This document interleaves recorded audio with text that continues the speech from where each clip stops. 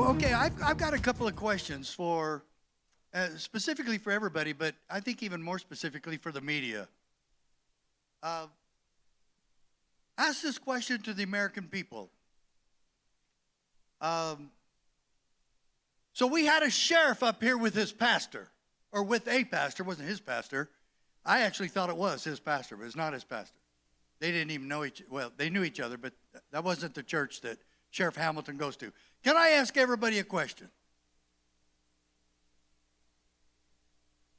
Which sheriff do you want in your county?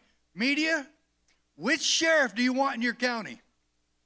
The one who arrested the pastor in Tampa, Rodney Howard Brown, who I've met. I've been to his church. I've been out to Florida. He forgives the sheriff who arrested him. That's fine, but he needs to stop doing that, and he needs to apologize and needs to realize he did something wrong. After he arrested Pastor Rodney Howard Brown, he bragged about it on a press conference. He held a press conference to say, I arrested a pastor for 2 misdemeanors. Who cares? Who did that protect? Who did it help? It's like, oh man, he just made the arrest of the century. He didn't. He made the biggest screw up of the century. So I want to ask the media that hasn't been all that kind to us, which sheriff do you want in your hometown? Sheriff Hamilton, who stood and defended the rights of the people in that congregation and the rights of that pastor? Where did we get that notion? Freedom of religion and the right to peaceably assemble. And then remember what the sheriff asked? Sheriff Hamilton asked? What did he ask? Show me it in the Constitution where in emergencies you get to declare the Constitution null and void. The crisis of the day. Remember we talked about that this morning?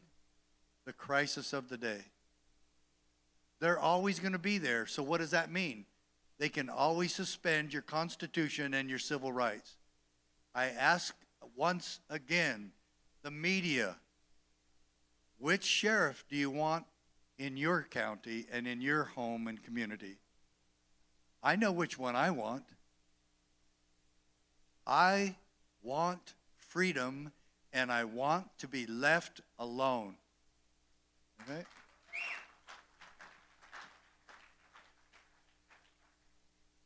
What'd you do with it?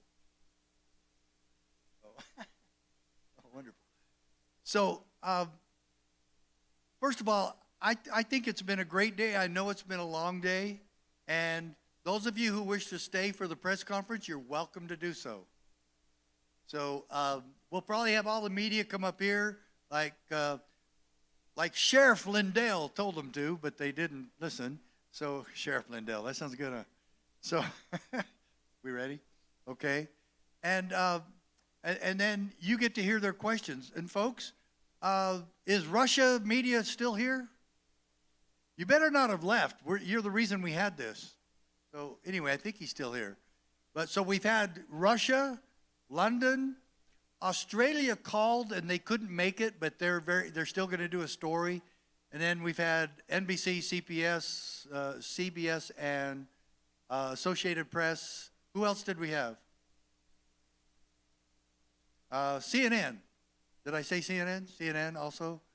And I'll be honest. I had a reporter by the name of Sarah Sidner from CNN coming out to my home about a year and a half ago, and so we sat down in my daughter's house because it had more room, and I told her. She said, "Tell me something about you," and I said, "Well, first of all, the only reason you and I are sitting down right now is because when I was sheriff in southeast Arizona in Graham County, I became the first sheriff in American history to sue the federal government, take it all the way to the United States Supreme Court, and win. It was Mack v. U.S. Well, it changed to Prince v. U.S. after that because Sheriff Prince joined the lawsuit about 3 weeks later, and he was actually heard before me, and so they said that's why he got his name on it. But both of us were at the Supreme Court, and I'll show you that on some of this. So we were the two that went to the Supreme Court on this case. I lost my election about 3 months before we went to Washington, D.C. to appear at the Supreme Court. And I think, just to give my citizens the benefit of the doubt, it became quite controversial, and they thought I was wasting my time, and they never thought it was going to go to the Supreme Court. Well, I agreed with them. I never thought it was either, until they granted what it's called certiorari. And I had to ask my attorney, what does that mean? That means they agreed to take the case. And it was quite miraculous, my friends. I knew I had to do this, but I never thought it was going to be successful. And believe it or not, my wife actually endorsed it and gave me permission to do it. She really made the decision, because I knew if she objected, I wasn't going to do it. I didn't want to do it in the first place. I just wanted to be sheriff. It was my favorite job, and I only got it for 8 years. And so, why did I sue the federal government? Let's make sure we all understand that, okay? And then I'm going to get into showing you the slides that are going to show you some amazing evidence as to what happened here.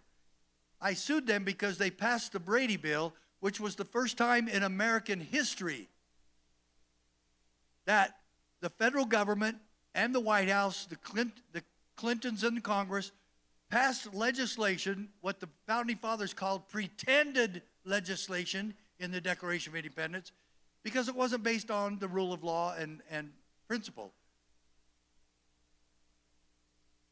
They, in this bill, the Brady Bill, they commandeered the office of sheriff to enforce it. And media, they threatened to arrest us if we failed to comply. So that kind of wraps it up, doesn't it? If you don't do this, you're facing a year in prison, a $10,000 fine, or both. And I'm going to show you that threat of arrest as we go through here. So there's a lot of other miracles that happen on this case. But we don't, for the sake of time, we're going to move through this because I want you to see the evidence. And over at my table, I have a little booklet that is the highlighted review of this case, and all of that is in here. So if you want to have that with you, go over to the table and buy some of those. They're very inexpensive. They're very small. I don't make hardly anything off of those. On my big books, I make some money. Yeah, go buy those. But I push the most important book that fits right in your shirt pocket. It's 16 pages this big, takes about 10 minutes to read. And it's the highlighted version of this most miraculous, most powerful 10th Amendment decision in the history of America. And it's one of the most important cases ever, and I'll show you. Who wrote the case? Justice Antonin Scalia. And when he introduces the case, when he goes through it, no, that's the County Sheriff of America's Last Hope, the white one. That's it. This guy has it right there. That's the book you want. It has the picture of the 50 flags on it. And you've got to have it. You've got to study this. And you've got to get that to your sheriff. And you've got to get the other books to your sheriff. And this whole seminar, this whole conference is about action. And that's the best ammunition you could have. The County Sheriff of America's Last Hope, boy, did I write that a long time ago. I complained about the national debt being $9 trillion. What do we know next year? It'll be 34, 35, 36. It's 34 right now, so it'll be 36 or 37 next year, won't it? Because Congress and the White House do not give a damn that they spend money we do not have. And they keep borrowing and borrowing and borrowing to the extent that pretty soon that bubble's going to bust. And Patrick Byrne touched on that. It might be an economic collapse that gets all this going. Regardless of what that is, bad things are coming. Should you have storable food? Yes, you should. Should you have guns and ammo? Yes, you should. Okay. So, the YouTube video going viral, posted on the internet by two activists who brought a camera into the Albany International Airport while they passed out flyers. Now, it led to a heated dispute over First Amendment rights. Beth Wertman has our top story. Beth? Hi, Benita. Well, as you'll see in the video clip, an airport spokesman tries to stop these activists from their mission, but a sheriff's deputy steps in to settle the confrontation and the right to free speech. So, hey everyone, this is Ashley Jessica. I am here at Albany International Airport. The young woman is standing outside the security checkpoint at the airport, telling the camera that she's there to hand out flyers to travelers, reminding them of their right to opt out of getting the body scan, which she claims carries health risks. Okay, hold on. First of all, turn this off right away. Airport spokesman Doug Myers tells the crew to stop videotaping and to go downstairs, which they agree to do, and they are confronted again. Do you have $1 million insurance policy here? You're violating the airport authority guidelines. You haven't paid. That doesn't matter to us at all, okay? So you can check that out. Doesn't matter? No, you're in our airport. But as the tension builds, Sheriff's Deputy Stan Lennox steps in, separating the two parties, then lays down the law. Obviously, this is your constitutional right, okay? As far as we're concerned, you're not breaking any laws. Okay. What did he say? Did you hear that guy? Who died and made him judge and jury and executioner? This, my dear friends, I was being very sarcastic just then. He's doing his job and he did it right, and he's enforcing the Constitution in the execution of his job as a deputy sheriff. That's what we're after. That's what we want. What if every deputy sheriff and peace officer and patrolman in this country conducted themselves in this manner? We wouldn't have had all these horrible incidents happen in this country, because we remember first and foremost that civil rights is our goal. Individual liberty is our responsibility as peace officers in this country. He walks up to him and says, you haven't broken the law. This is your constitutional right. If every deputy would conduct themselves, can you imagine what our country would be like? Which deputy do you want? This one or the ones you see in the news? And we could talk about a lot of those. This is Deputy Stan Lennox from Albany. If Albany can do it, I guarantee you Las Vegas can do it.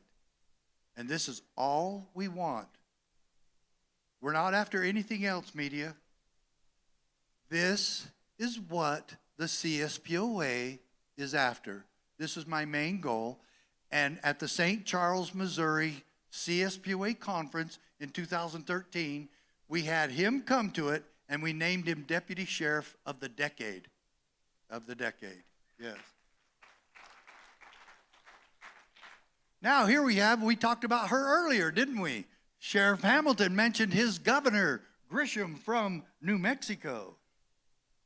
You took an oath to the Constitution. Isn't it unconstitutional to say you cannot exercise your carry license? With one exception, and that is if there's an emergency, and I've declared an emergency. Well, sure, if there's an emergency, and I declared an emergency. Wow, what a perfect system for a dictator, right? You could stop every right because I said there's an emergency. Is there really an emergency? It doesn't matter if there is or isn't. She declared it. And then she said, right after this, she said this, get this. There is no absolute in our Constitution, including my oath of office. Don't you like it when a liar admits they're a liar? I don't keep my oath. It's a joke. We stand 100% against that. If you take an oath, you should keep it. If you're going to keep your oath to the Constitution, your oath of allegiance to the Constitution, what would you presuppose you would have to do? Read it, study it, understand it, maybe check with the Founding Fathers' intent, maybe the Federalist Papers. And that's another thing. Scalia in his opening said, we're going to discuss this case from a historical understanding. Do you know what Scalia does? He simply takes us through a history lesson. He doesn't make up anything new. He doesn't quote Democrat dogma or agendas. He doesn't quote Republican dogma or agendas or political correctness or the opposite thereof. He takes us through history lessons. He quotes the Founding Fathers. He quotes the Federalist Papers. He quotes the Bill of Rights. And he quotes history. And that's why this decision is so powerful. You've got to get this. And now this is Sheriff John Allen responding to Governor Grisham. I have a fact for you. Criminals do not follow the law or a public health order. Is there a realistic way to enforce this order? No, there is not, because we'll cut that conversation off because it's unconstitutional. So there's no way we could enforce that order. Ha! And he's a Democrat. And I'm telling you guys right now, I talked to him a couple of weeks ago to invite him here. He couldn't make it. But let me tell you this. We've had Democrat sheriffs here before. And I don't care. We just care if they keep their word and they follow the law. And they enforce the law and they protect civil rights. Wait, but you know what? Did you hear the Southern Poverty Law Center attack Sheriff Allen for being somebody that gets to pick and choose what laws to enforce? How could he tell the governor that? There was nobody attacking him. Nobody called him a Sheriff Mack type. Nobody called him a nut and a radical and extremist. Why? He refused to enforce that mandate and that dictatorial order from the governor. Boy, did she get mad. And guess what else happened? The chief of police in Albuquerque came out and said the same thing. Another Democrat. And the attorney general from the state of New Mexico said the same thing. All Democrats. No wonder they didn't get in trouble by the press or SPLC or ADL or all the others. Why did they call Sheriff Allen a racist and a bigot and an extremist? Because he's doing the right thing and he's doing his job. And he was the wrong party.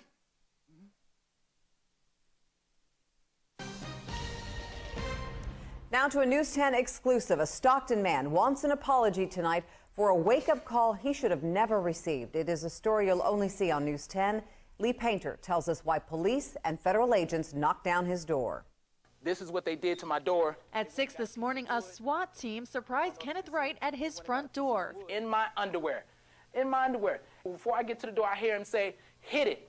And I get ready to hit the door, and they hit the door. They almost hit me. So I said, hold on. They hit it again. I said, hold on. But the SWAT team busted in, taking Wright. They come grab me by my neck and drag me out my house to right there in the grass. Thrown to the ground and handcuffed, law enforcement then searched his house. And they put me in the backseat of a police car for over 6 hours. From 6 o'clock to 12:30, they had me handcuffed in the back of a police car with nothing on but my ripped up underwear that they ripped in the yard. Wright says they also woke his 3 children, holding them for 2 hours. But they failed to find their quarry, Wright's estranged wife. Wright later complained to Stockton's mayor and police, but the city pointed to the U.S. Department of Education. They said, you owe a student loan. You owe a student loan. And they used a SWAT team. Where did the Department of Education get that SWAT team? Oh, the FBI will do it for you. Heck, we don't care, you know. Maybe it was the IRS SWAT team. Who knows? We don't know that. Maybe the Department of Education has their own now. They went and complained to Stockton police, but Stockton police helped them. Oh, it's not our fault. It's the stupid federal government. Look at their warrant. The Department of Education going after somebody for not paying a student loan. Let me see. Is that maybe a civil problem? That's a civil matter. First of all, the federal government has no authority to pass out loans to students trying to go to school in the first place. And then Biden, who wants to use our money to bribe students to vote for him, uses our money to bribe them so they don't have to pay it now. Wow, what a system, huh? Wouldn't you like to use other people's money to bribe to get more votes? And, oh, did you forget this part? I don't know where the media was on this, but they say, we're the ones that tell people to pick and choose. Biden was told it was illegal for him to do that. Did he care? Oh, hell no. He's just going to do it anyway because he wants to get reelected. He doesn't care. Wow. We're the ones that care. But we will be assailed for what we've done here today. But We invited them, and they're here. Now look at this. This is supposed to be up there. Why isn't it up there? Yeah, there we go. Okay. Dr. Martin Luther King. We love this quote from him. He's absolutely correct. And the media will never quote this from me. One, Channel 5 NBC in Dallas attributed it to me. Yeah. Anyway, there are two types of laws, just and unjust. We all agree with that. I would be the first to advocate obeying just laws. One has not only a legal but a moral responsibility to obey just laws. Conversely, he said, one has a moral responsibility to disobey unjust laws. What have we been saying today? Non-compliance, civil disobedience. We totally agree with this. Do you know where Martin Luther King was when he wrote this? One of his over 30 arrests in Birmingham County Jail, and he wrote this in a letter from jail. And you know, we haven't stopped arresting people, have we? For unjust reasons. We keep doing this, and the FBI keeps getting away with it, and the press never does anything about it. They give them a free ride. And I've said all along, especially through Barack Obama's presidency, if the press support you in what you're doing, you can get away with anything. And he did. So now, we're back at this again. And we believe in civil rights. We believe in what Martin Luther King said here. And this, he's talking simply about civil disobedience that he professed. And that is a peaceful process. Now, imagine that you're doing this non-compliance stuff that we've been talking about, right? We're going to do it, and we need to focus on that. Imagine that you're doing that, and your sheriff is standing with you. This is what we want, and this is what your charge is. Get your sheriff to stand with you and protect you in your civil disobedience and your non-compliance. It's perfect.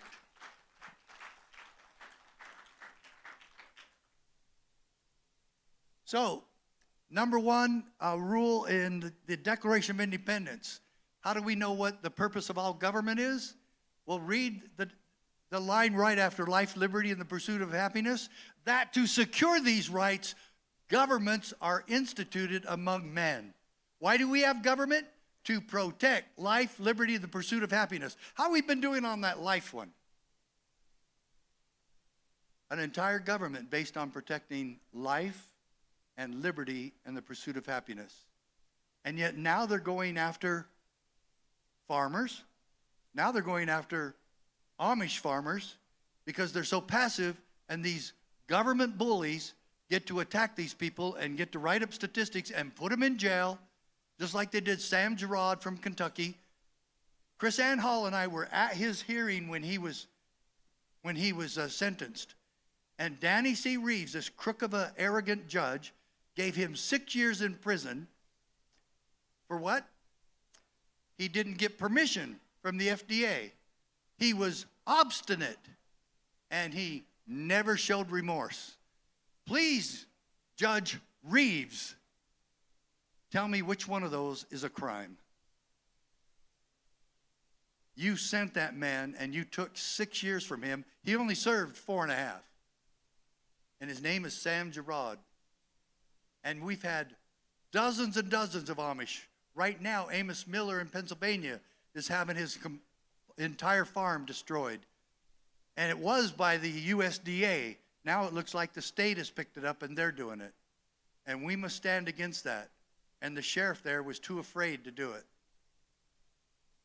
Maybe we just need to do it as neighbors. Maybe we need to go have a big rally at Amos Miller's farm. And let's protect that man. Okay, these are the two sheriffs that sued the federal government. Prince from Montana, yours truly from Arizona. And this is what they quoted. This is from the New York case. New York v. U.S.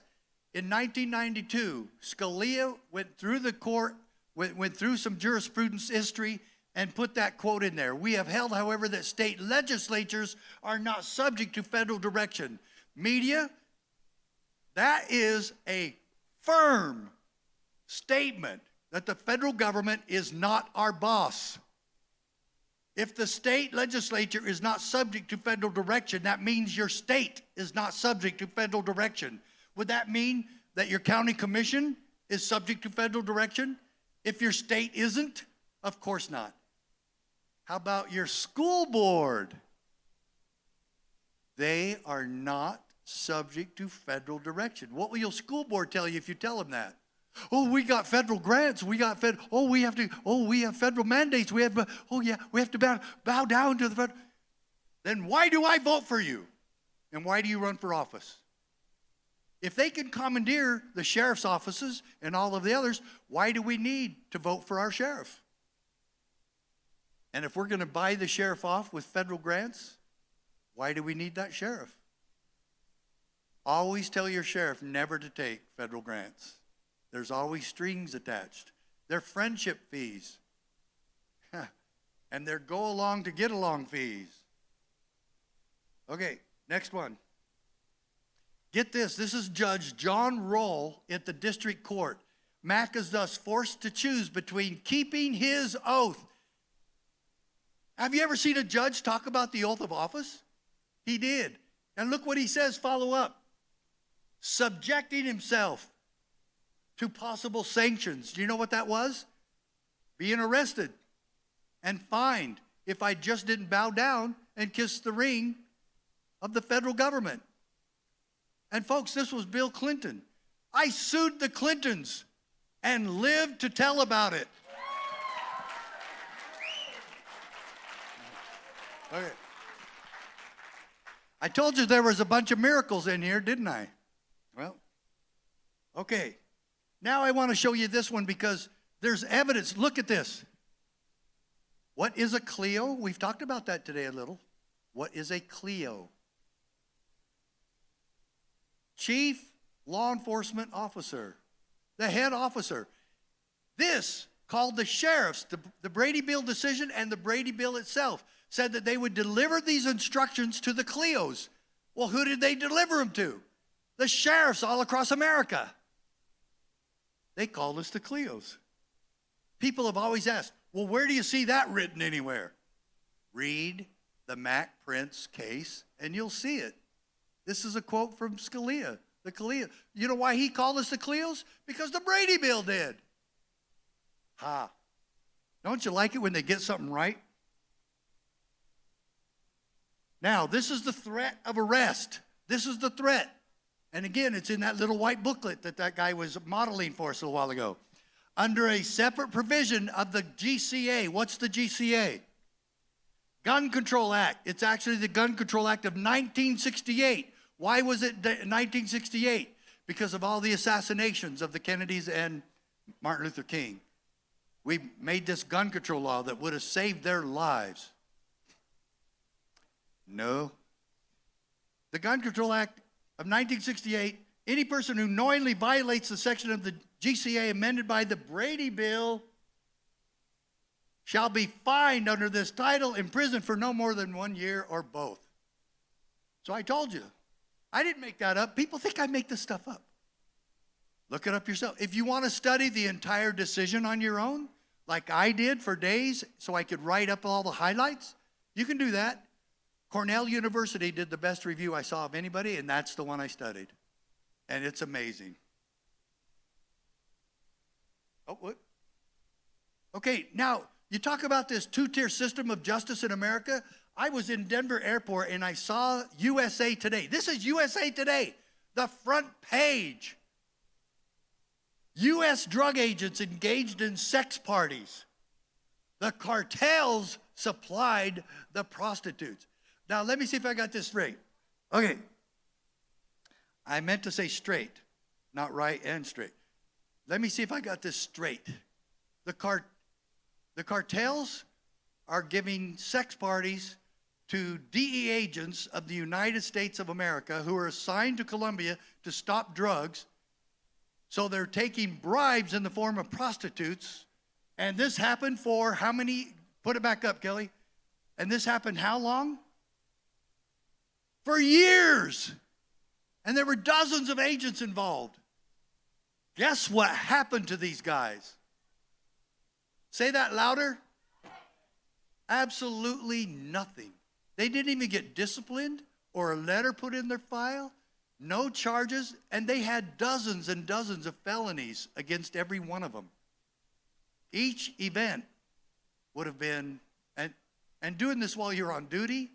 Are you kidding? And so, imagine now for me, folks, if these would have been Trump children. Yeah. So we let real criminals go, and of course we got to put this former president away because he's been so dangerous to America and such a criminal. I want to compare the two, okay? Let's compare the two. Let's use that in his trial. This tier system and political justice system is an absolute outrage, and we need sheriffs to stand against this county by county, and we take back America county by county, and we teach these sheriffs to make the corruption of Washington, D.C. irrelevant in their counties.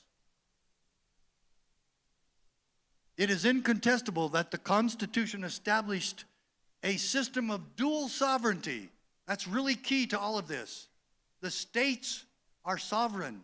That's what it's talking about there. Although the states surrendered, and this next one's a little bit of a mistake. The states didn't surrender many of their powers to the new federal government, very few. And Scalia actually corrects this in just a minute. To the new federal government, they retained, look, what the states retained, an inviolable and residuary sovereignty. If Nevada were to be inviolably sovereign, do you think they'd be able to run their own land? They don't. Over 90% of Nevada is owned by the federal government, supposedly. Do you think they'd be able to run their own education? Their own waterways? Oh, no, only the federal government can do that. Are you kidding? So there's nobody in Nevada capable of running the dam? I beg to differ. This is ridiculous. The federal government runs all our land and our waterways and our air, and now they want to what? Tell you what kind of car you can drive. From Washington, D.C. They want to order you to get rid of that fossil fuel car. And you think that's okay? That's bad enough? They'll tell you what kind of stove you can have in your home. And that's to run from the king in Washington, D.C. Are you kidding me? And does he get away with that? Who's criticized him for that? And I got news for AOC. Climate change and global warming aren't the greatest threat to the world. First, the greatest threat to our God-given constitutional American liberty is our own federal government. Put that in your hat, AOC.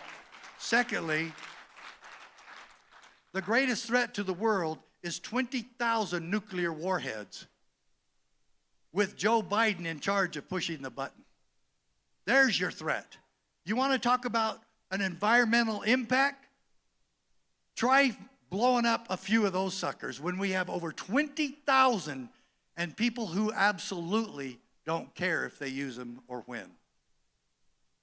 That astonishes me that they're more concerned about what stove I have in my house instead of what Cuba or Russia or China or many of the countries all across the world that absolutely hate us, including the United Nations, and how they are always against us.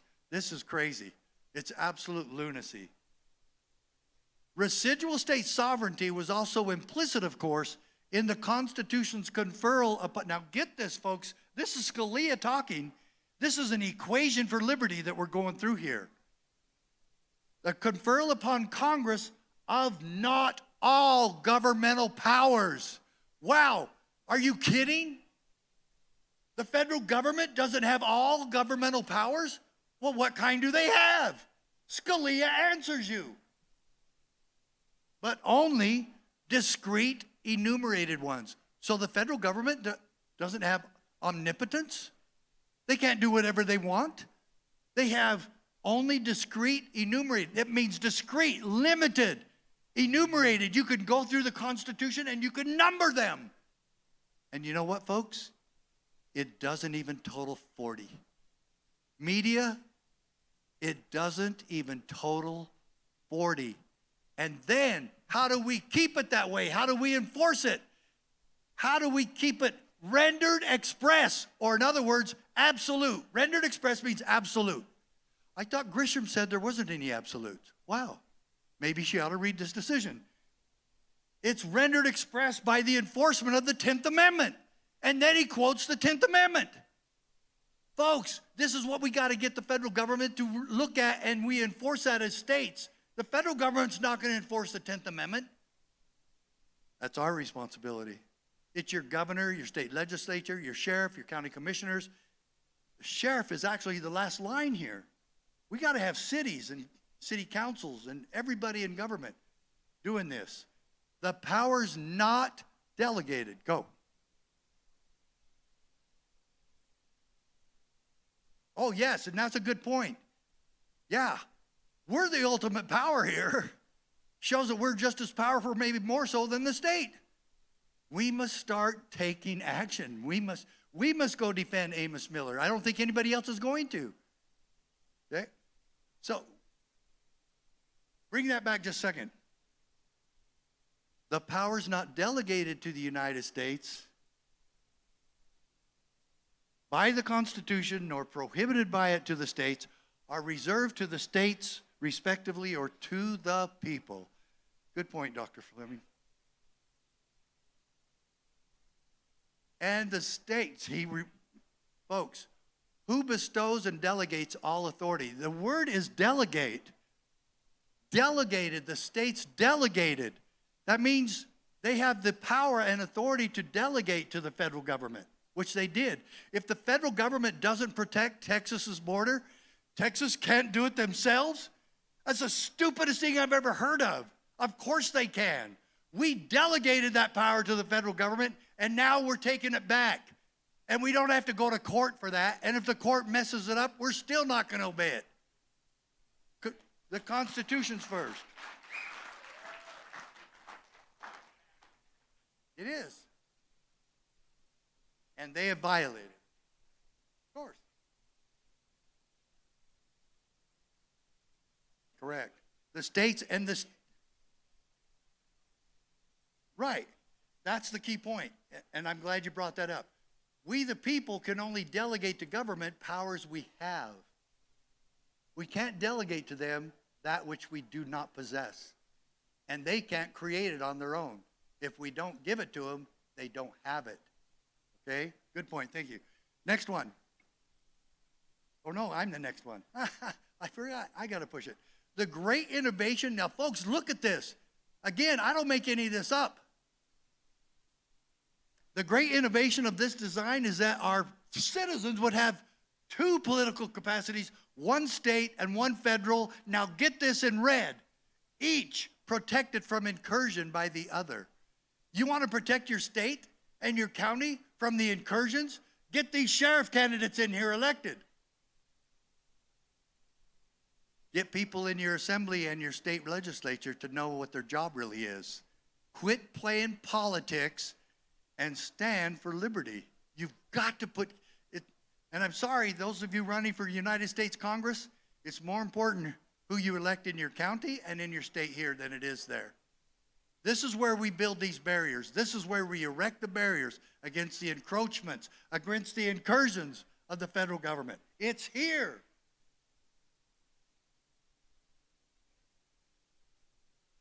Oh, of course, yeah. And I've said that before. I said it this morning. We're not a democracy. It's a constitutional republic. It's a republic. The first time in history where it was an experiment in self-governance. That's why I told you I want them to leave me alone. I'm not a criminal. I'm not doing anything wrong. Stay out of my life. We're going to get in that in a little bit. This separation of the two spheres. What two spheres are we talking about? Federal and state. This separation of the two spheres is one of the Constitution's structural protections of liberty. So when we have a state that doesn't exercise their sovereignty and in defense of us, the people, we lose a structural protection of liberty. Folks, this is in the decision. Scalia is writing this. This came out June 27, 1997, has not been changed. And even if they did try to change it, they can't stop state sovereignty. Who formed the federal government? The states did.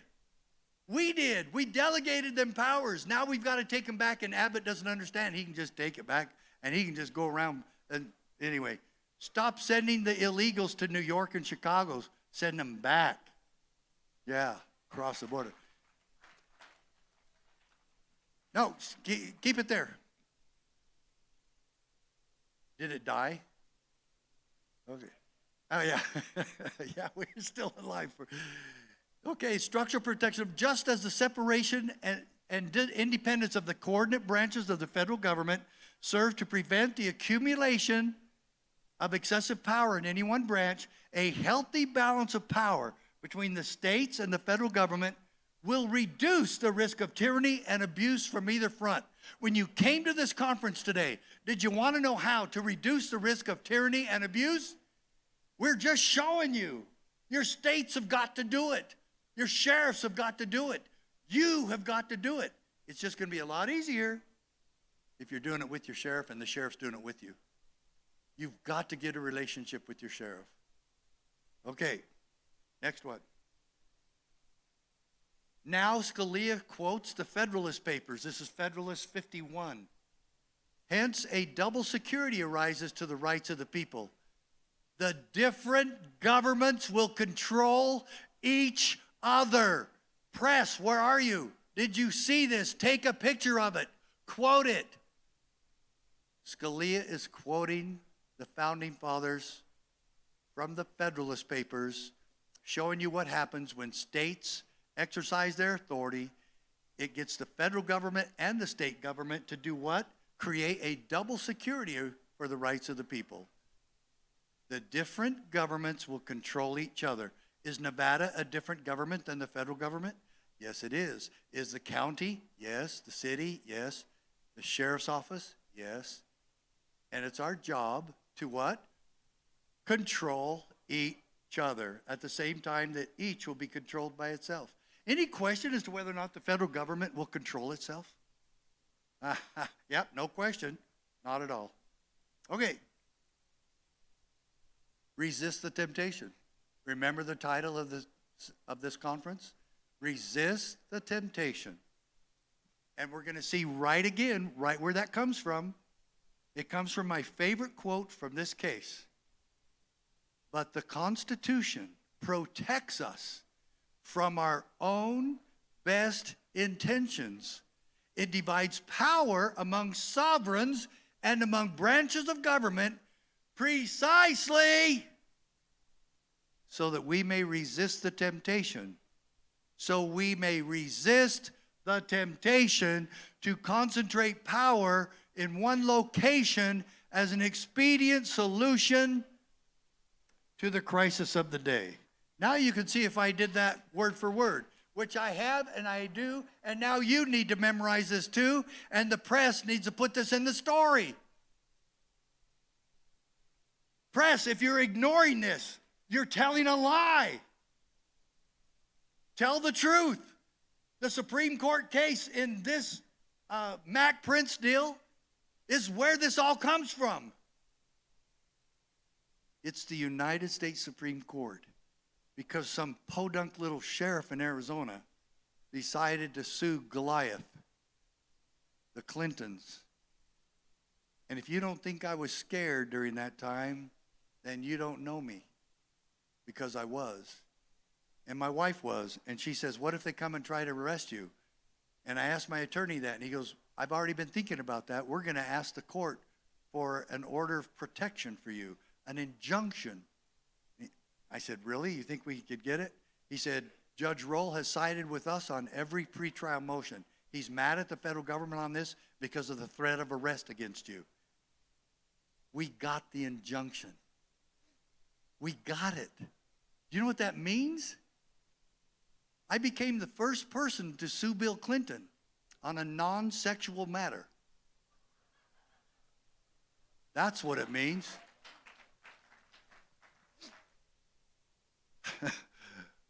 We got an injunction, and I know there was lots of ladies who did that. So anyway, we don't want to delve into that situation anymore because somebody might ask me something that I don't want to answer. Okay, next one. Why do I keep thinking it's next one? Okay, I can do it. Now, this is the order of the court. We held in New York. Remember the New York thing that says we have held that state legislatures are not subject to federal direction? That Congress cannot compel the states to enact or enforce a federal regulatory program. What does that do to the CDC mandates? We should have already done it. We should have laughed at them. Oh, okay. Sorry, we won't laugh at you, but that's not happening in Nevada. That's not happening in Arizona. You're not our boss. And they're not even an elected body. And we won't. Ugh. Today we hold that Congress cannot circumvent that prohibition by conscripting the state's officers directly, the sheriffs.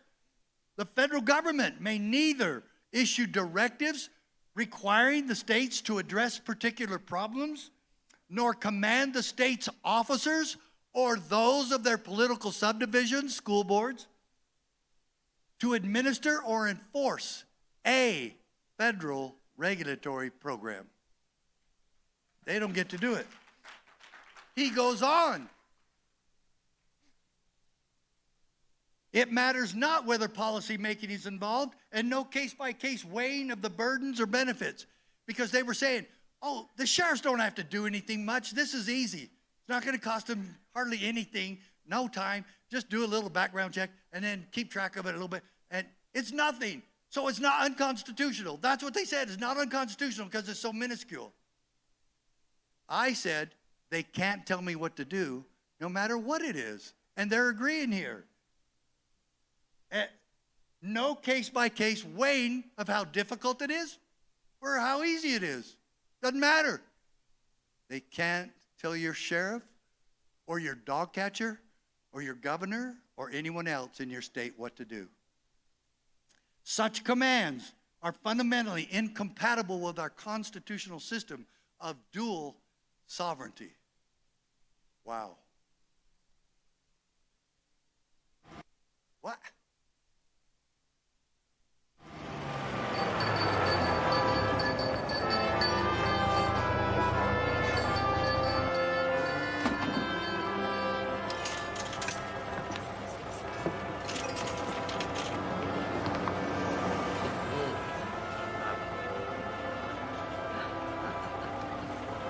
Let me have those front seats.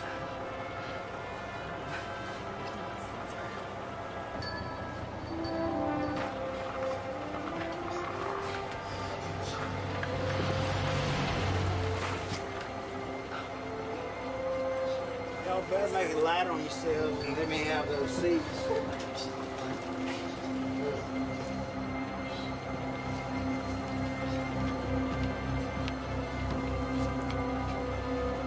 Are you gonna move?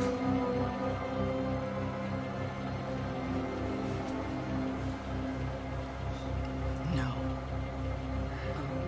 If you don't give me that seat, I'm gonna have you arrested. You may do that. She's just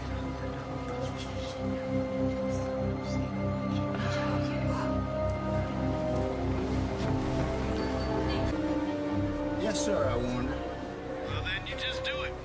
You gotta exercise your powers and put her on. All right, now I'm gonna need police backup.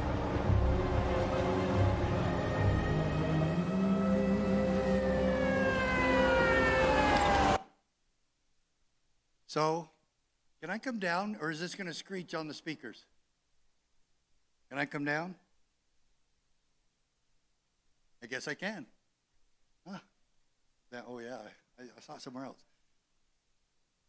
I want to describe the situation to you, what should have happened that day. Of course, you all know this is Rosa Parks. What should have happened? 2 cops get on there and haul her off to jail. We all know that. We know the story. Because the cops get on there and she says, why can't we just be left alone? Why do y'all push us around? And the bus driver told the cop, did you listen to that? And the cop says, listen, lady, the law's the law. Aren't you tired of hearing that? I am. I'm tired of corrupt judges. I'm tired of corrupt bureaucracies. I'm tired of corrupt bullies from Washington, D.C., and now some from the state. But what should have happened this day? I'm the only one in the country that does this. What should have happened? Let's talk about that right now. Now, you guys remember, I'm making this up because Rosa Parks was arrested, taken to jail, fingerprinted, and fingerprinted and photographed. Does anybody know what she was actually charged with? Was the charge not giving her seat to a white man? No. It was disorderly conduct. What we all get today from cops when they don't know what else to put down. So remember, this is what should have happened. The constitutional sheriff was in dispatch when the call came out. And he hears the call and he says, dispatch, I will take this call and I'll take Deputy Jones with me. And the sheriff and Deputy Jones walk up to Rosa Parks on the bus, and the sheriff looks down at Mrs. Parks. This isn't the first time she's done it. And he goes, just what seems to be the problem here, Mrs. Parks? And she paused a moment and swallowed and looked up at the sheriff and said, why can't we just be left alone? And that touched the sheriff. And he sat down next to her. And he reached over and he shook her hand. And he said, Mrs. Parks, what you did here today took a lot of courage. And it would be an honor for my deputy and me to escort you home safely. Would you allow us that honor? She was a little bit suspicious, but she said yes. And on the way, there was an all-white hamburger restaurant. And the sheriff said, hey, Mrs. Parks, would you like to stop off and get some sandwiches for your family? It's kind of late now. She goes, that's a great idea, but it's all white, Sheriff. And he goes, yeah, I know. Come on. And so this good sheriff is now teaching everybody on the bus, teaching everybody at the sheriff's office, teaching everybody in this restaurant what we do with stupid laws. Okay? And so Rosa ordered her sandwiches, and when they gave the sheriff this look, he goes, get her sandwiches. And then on the way out, there was an all-white water fountain. And the sheriff goes, Rosa, shouldn't you make it 3 for 3? And she goes, I will. And she took a drink. And they got home, and Mr. Parks sees them walking up the front steps, and he just freaks out. Starts yelling, what happened, what happened? And the sheriff says, Mr. Parks, it's all right. Rosa didn't give her seat to a white man tonight, but it's going to be all right, so settle down. Our office, and myself included, are going to give you extra patrol the entire night tonight and throughout the coming days for a few weeks, because we want to make sure you and your family don't get in trouble. But we won't be able to be here 24/7. We have other things we have to do. But Mr. Parks, let me ask you a question. Do you have a gun in the home? He says, yes, I do, Sheriff. It's a 12 gauge. And he said, do you keep it loaded? And he goes, Sheriff, gun doesn't do you any good if it ain't loaded. And so he said, touche, you're right. I'm glad, because I have to tell you, as your sheriff, let your conscience be your guide as to how you defend your family. But we will try to be here very often, and especially during the nighttime hours. We will be here for you. My dear friends of the press and media, that is a constitutional sheriff. That is all we're after. We want the people to be free and have their civil rights protected. I will close with the last line from the Declaration of Independence. That to secure the right, not the last one. And for the support of this declaration, with a firm reliance on divine providence, we mutually pledge to each other our lives, our fortunes, and our sacred honor. Folks, I'm asking you to do the same now. I'm asking you to join us in this holy cause. There's not too many other peaceful and effective solutions. In fact, I can't name another one. Yes, I hope Trump gets reelected, especially when you look at the alternatives. But folks, we must take liberty back and take America back, county by county, one good constitutional sheriff with we the people at a time. And that is a peaceful and effective process. Now let's get going. Please go to cspoa.org, join our posse, become a part of this movement, and let's get busy. This is solution time. God bless. Thank you. Thank you. Thank you, Sheriff. And ladies and gentlemen, please go to CSPOA and sign up. The organization needs more and more support so that we can do that. Take back the country county by county.